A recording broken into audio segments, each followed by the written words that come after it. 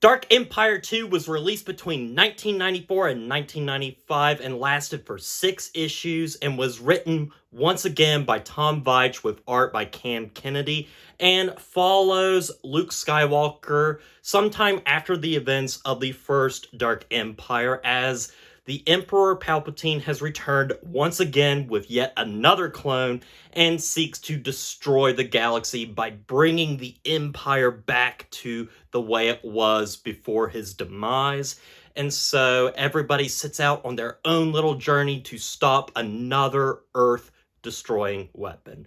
Guys, I'm excited to finally talk about some Dark Empire and getting back into the comics since it has been quite some time since I've talked about the comics here on the channel, and it's been a while since I've talked about Dark Empire, and I was really interested getting in on this because I was a big fan of the first Dark Empire. I liked how you could see the connections between this and how they adapted some of it into The Rise of Skywalker, and I was interested to see some 90s cheese once again, and there is plenty of 90s cheese here that makes it incredibly enjoyable, if a bit dated. However, I have to say that I did not enjoy this as much as I did the first Dark Empire. Dark Empire really hit like the perfect amount of cheese, great action, some fun storytelling, and just some gimmicky stuff that made it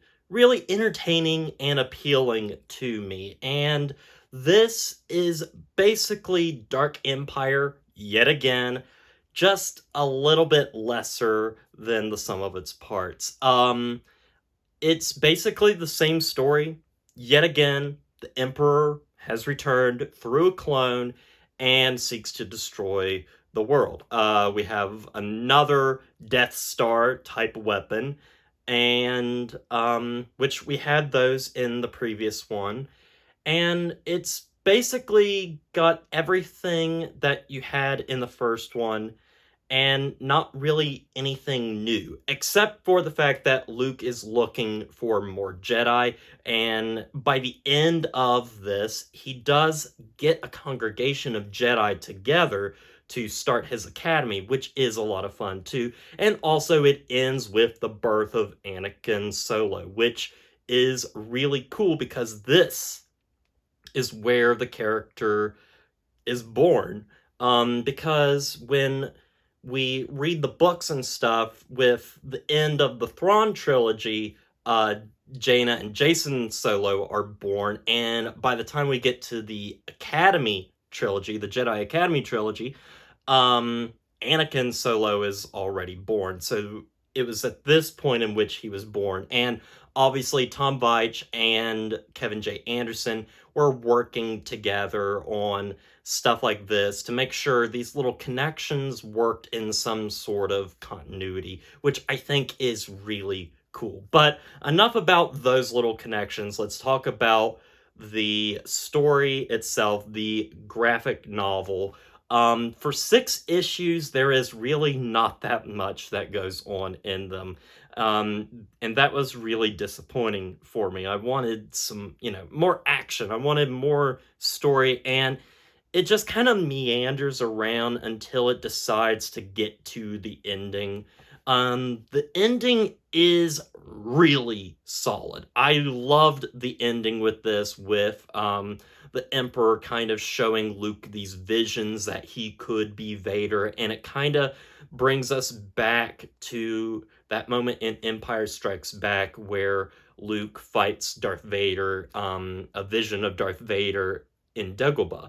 And, Luke cuts off the head of Vader and it reveals his face underneath, that he could become Darth Vader. And I think that's a nice little thing because we saw that Luke was tempted by the dark side in the first Dark Empire. So I did like that stuff a lot. I think the action is really cool. There's a lot of cool moments with some fan favorite characters. However, it's just a little bit lesser. There's not anything that stands out aside for the ending. You get characters like Boba Fett that just kind of don't do much, in the end, in the grand scheme of things. There's just nothing really that he ends up doing. Also, I think the art by Kam Kennedy is a lot weaker in this one. At least I felt that way. Now, I did really like her art style with Dark Empire. It is really its own thing. The characters obviously don't look like the characters from the movies. They are very hyper stylized, and the art is hyper stylized and very gritty and dark, and the use of colors, everything feels very watercolory and very abstract and dirty. And I liked that in the first one, and you get that here, but it's even more so, and it makes some of the art really difficult to look at, and honestly, not that great to look at either. I didn't really care for the art in this. It was hard to look at times, and it's sad because I did like the art in Dark Empire, and it's the same person, I'm pretty sure, that is doing it. So at the end of the day, Dark Empire 2 is solid. It's completely serviceable with a fun story for the most part. You get to see your favorite characters yet again doing some fun things.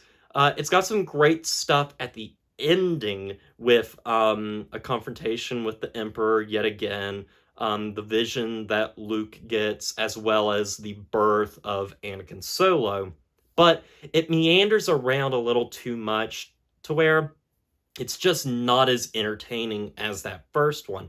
The cheese is there, but the cheese, that 90s cheese, is beginning to wear off for me a little bit. The art just doesn't hold up to the first one, but I still think it is fun nonetheless, and a really cool entry into the Star Wars universe. I just don't think it's as good as its first one. So anyway, with all that said, I'm going to give Dark Empire 2 a 7 out of 10. Well, guys, I want to thank you for watching this review. I hope you enjoyed it, and check back pretty soon. I am going to be reading yet another Star Wars book. I'm going to be starting the Corellian trilogy, which I've heard a lot of things about. I'm excited for that, and I'll see you guys pretty soon. And as always, don't forget to like, comment, and subscribe to the channel, and stay positive.